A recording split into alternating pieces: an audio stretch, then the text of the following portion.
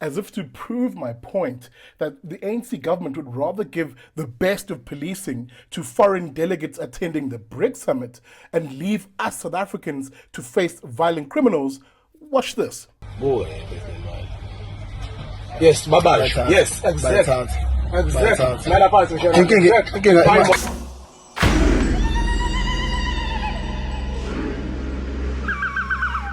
Molo Sanbonani, hello, how's it? Welcome to another episode of the Vuka Nazo Show, your news analysis show in bite-sized snippets. My name is Sihle Ngobese. What am I talking about? You're probably wondering. Well, as I mentioned in a previous episode of the Vuka Nazo Show, there's a thumbnail over there, make sure you check it out. I lamented the fact that uBheki Cele, that's the ANC Minister of Police in this country, would rather brag about how they have excellent security, excellent police force resources being mobilized for the two-day BRICS summit that was over the last 2 days. He brags about that, missing, of course, the irony that for ordinary South Africans, we just simply do not enjoy that level of police coordination, that level of police visible resourcing in our communities, and that crime is our reality on a day-to-day basis. Almost as if to prove that point, social media was awash with various videos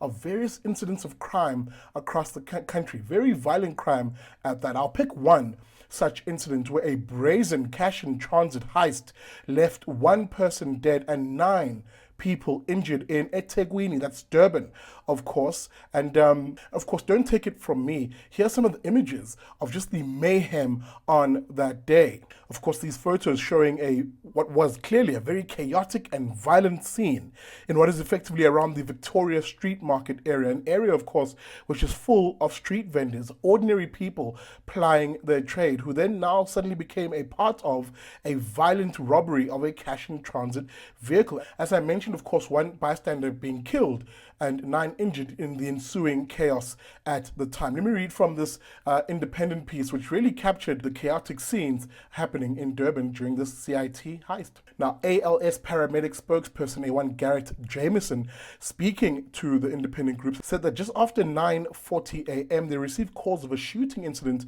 and vehicle accident in the Russell Street, Victoria Street area. Jameson said the scene that paramedics arrived to was a chaotic one. It said an alleged cash in transit robbery had occurred and the suspects had randomly started shooting. Now, let me take a moment just to away from this piece, just to show you a video clip of the chaos at that scene, with the bystanders, of course, still traumatized, some even wailing at the scene.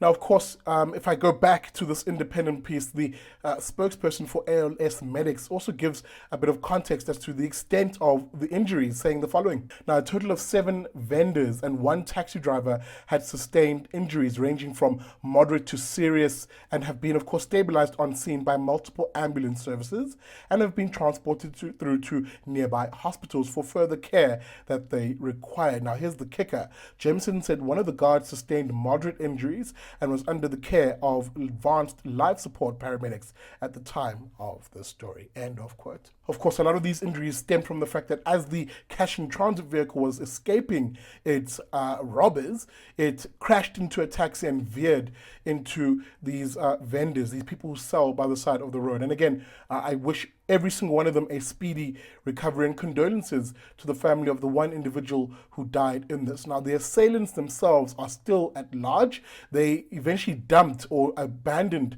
the vehicle that they're initially using and hijacked another vehicle. So these are clearly very dangerous individuals, and the sort of individuals, the sort of violent criminal individuals in this country who, if I'm to be honest, uBheki should really be paying attention to them more often than he does his political elites at the BRICS summit.